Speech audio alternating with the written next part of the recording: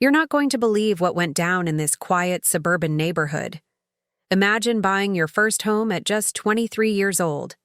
Excited, proud, and ready to start the next chapter of your life, only to be harassed by a woman who claims she runs the place. That's exactly what happened to Jake, a young homeowner who thought he'd found his dream starter home. But things quickly took a turn when he crossed paths with her, the self-appointed queen of the HOA, a woman neighbors secretly called Karen. From the minute Jake moved in, Karen was on him about everything. The length of his grass, where he parked his car, even the kind of curtains he hung in his windows. She claimed he didn't follow the rules, even though Jake double-checked everything in his paperwork. But Karen wasn't just complaining, she was plotting. She started filing bogus violations and even threatened to get him kicked out of his own home. Jake tried to stay calm, documenting everything, hoping it would stop, but it didn't. One day, Karen crossed a line, and that's when everything unraveled. A neighbor's doorbell camera caught something shocking. Suddenly, Karen wasn't the one doing the accusing anymore. She was the one being handcuffed. So how did it all flip so fast? What did that camera really catch? And what happens when someone with too much power finally gets called out? This isn't just a story about an overbearing HOA. It's about standing up for yourself, knowing your rights, and watching karma work in real time. Stick around, because what you're about to hear next will leave you speechless. This wasn't just a petty neighborhood feud. It turned into something much, much bigger. Jake had just closed on his first home, a modest 2-bedroom with a small yard and a quiet street. It was the kind of neighborhood where people waved from their porches and walked their dogs after dinner. At least, that's what the realtor said. But on his very first day, Jake got his first taste of what life under the HOA would really be like. Karen was standing at the edge of his driveway before he even finished unloading the moving truck. She introduced herself as the head of the HOA, even though Jake later learned she wasn't elected, just loud. She asked a million questions about his plans for landscaping, made comments about his car being too old for the neighborhood, and even warned him not to leave his trash bin out longer than 15 minutes after pickup. Jake laughed it off at first, thinking maybe she was just trying to be helpful in her own intense way. But it didn't stop. Within a week, Jake had received 3 written notices from the HOA, every one of them signed by Karen. One was for a non-approved mailbox color, another for improper curtain color visible from the street, and the third for parking a guest vehicle too close to the sidewalk. Each complaint was more ridiculous than the last. Jake kept records, took photos, and even spoke to a few other homeowners, who all had their own stories about Karen. One neighbor whispered, "She's been trying to control this street for years." But things escalated fast. Karen started lurking around Jake's house. Not just walking by, lingering, snapping pictures, and once even peeking over his backyard fence. Jake installed a camera, not to get revenge, but just to feel safe. He didn't know it yet, but that small decision would change everything. Because what that camera caught one night, it wasn't just petty harassment anymore. The footage from Jake's security camera started to reveal just how far Karen was willing to go. Around 11:30 one night, she was seen creeping onto his porch, flashlight in hand, snapping photos of his windows. She wasn't subtle either. She paced back and forth like she owned the place, jotting notes in a little binder she always carried. Jake watched the footage in disbelief. This wasn't just some nosy neighbor anymore. This was starting to feel like targeted harassment. Jake sent a copy of the video to the HOA board, hoping someone, anyone, would step in. But when he followed up, the board told him Karen had already submitted her version of events. She claimed Jake was violating multiple HOA rules, and even suggested he was intimidating her by having cameras up. The board said they'd review both sides. That's when Jake realized Karen had more influence than he thought. Behind the scenes, other neighbors started coming forward. One elderly couple admitted Karen had reported them for having a holiday wreath up too long. Another woman said Karen threatened to fine her over a lawn gnome. But nobody ever pushed back. They were either too tired, too busy, or just scared of making things worse. Jake, on the other hand, was just getting started. He compiled everything: emails, notes, timestamps, footage, and started researching HOA laws in his state. What he found was surprising. Some of Karen's actions weren't just annoying, they might actually be illegal. Trespassing, false reporting, abuse of authority. Still, Jake knew he had to be careful. Karen wasn't backing down. In fact, she seemed to be stepping things up.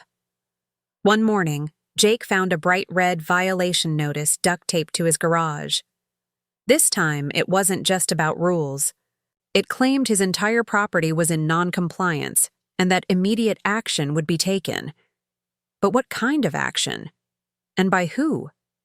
That question would soon be answered, in the most unexpected way. Jake stood in his driveway staring at the red notice flapping in the wind.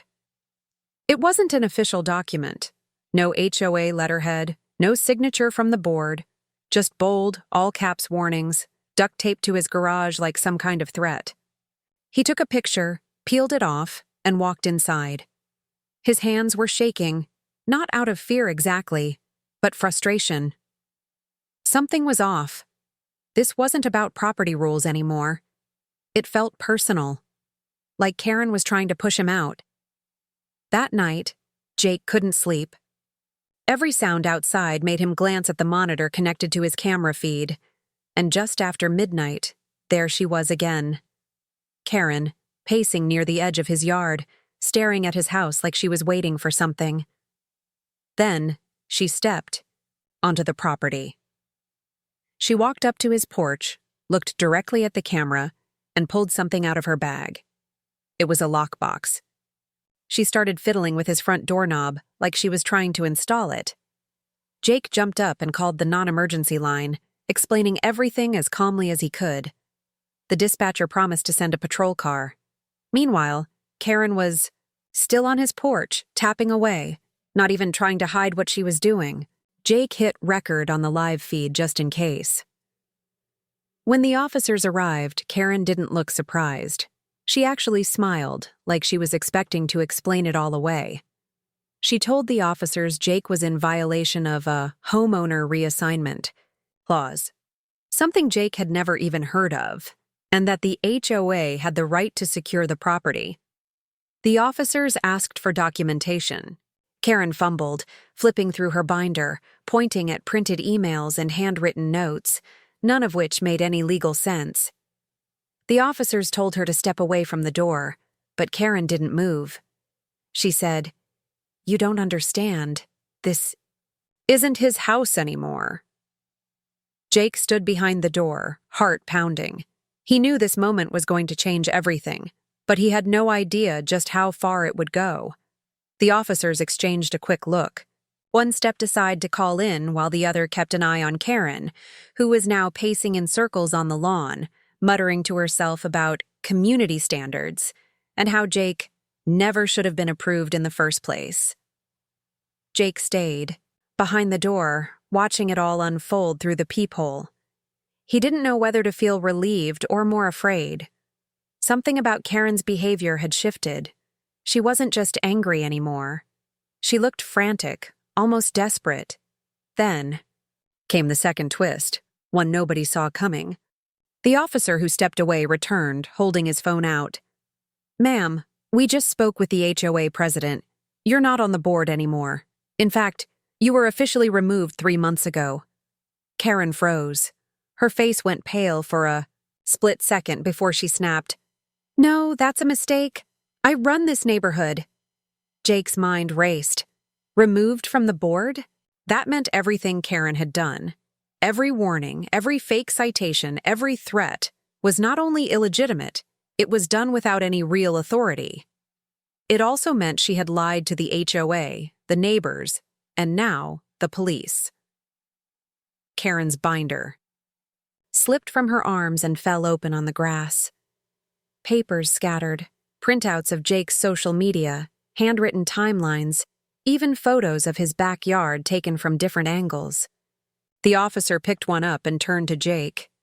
"Do you know she's been collecting this?" Jake stepped outside slowly, his phone still recording. "I had a feeling," he said quietly. But just as it looked like the situation was about to finally break open, Karen did something none of them expected. She bolted. Right there, in front of flashing lights and stunned neighbors peeking through blinds, she took off down the street, leaving her binder and her twisted version of control behind. Nobody knew where she was going, but everyone knew. This wasn't over yet. Karen didn't get far. Less than a block away, a second patrol car pulled up, cutting her off just as she turned the corner. The officers calmly but firmly placed her in handcuffs as she yelled about corruption and community betrayal. Neighbors started stepping out of their houses, phones in hand, whispering to each other as the scene unfolded in real time. For months, they'd lived under Karen's grip. But now, the illusion was shattered. Back at Jake's place, officers collected the binder and took his full statement. He handed over the security footage, the fake violations, and a printed copy of the email he'd received from the real HOA board confirming Karen had no current authority. Turns out, she'd been quietly removed after multiple complaints, but nobody had ever publicly challenged her. Until Jake. That night, everything felt still for the first time. Jake sat on his porch, phone buzzing with messages from neighbors thanking him. One even brought over cookies and apologized for not speaking up sooner. But just as the dust seemed to settle, a final twist landed in Jake's inbox. It was an email from a local real estate attorney. Apparently, Karen had been filing unauthorized liens on several properties in the neighborhood, using outdated HOA forms and forged signatures. Jake's house was one of them. The homeowner reassignment clause she'd mentioned, completely fake. But it was part of a bigger paper trail the attorney believed could lead to serious charges, including fraud and impersonation. Within days, the story spread. Local news picked it up, calling it an HOA power abuse scandal, and interviews were requested. Karen, now facing multiple investigations, remained silent. And Jake? He stayed grounded. He kept the cameras up, planted a few new flowers in his front yard, and finally enjoyed a quiet morning without anyone measuring his grass. But every so often he still checks the footage. Not out of fear, but just to be sure. Because in neighborhoods like his, sometimes the scariest thing isn't who moves in. It's who thinks they run the place. In the weeks that followed, the neighborhood slowly started to feel like a real community again. The HOA board sent out an official letter acknowledging everything that had happened, apologizing to the homeowners, and promising tighter oversight moving forward. They even invited residents to a town hall meeting to elect new board members, this time through a transparent and fair process. Jake was asked to run, but politely declined. He didn't want control. He just wanted peace. Karen was officially charged with multiple counts, including impersonating a public officer and filing fraudulent property claims. She never returned to the neighborhood after that night, and her house, yes, she actually owned one a few blocks down, was quietly listed for sale. Some neighbors still shook their heads in disbelief, wondering how one person had caused so much chaos under the radar. As for Jake, he went back to focusing on what he came for in the first place, building a life in his new home. He started a small vegetable garden in the backyard, added solar lights along the walkway, and even hosted a casual weekend barbecue for the neighbors who had once been strangers. The fear and tension that used to hang in the air had finally lifted. Looking back, Jake said the biggest lesson wasn't about HOAs or house rules. It was about standing your ground, even when you're young, even when you're outnumbered. Because the truth is, Power only works when people are too afraid to speak up. But one person, with enough patience and a little evidence, can flip the script. So if you're dealing with an overreaching HOA or a power-hungry neighbor, remember this. Your home is your space, and no one, not even a self-proclaimed HOA queen, has the right to take that from you.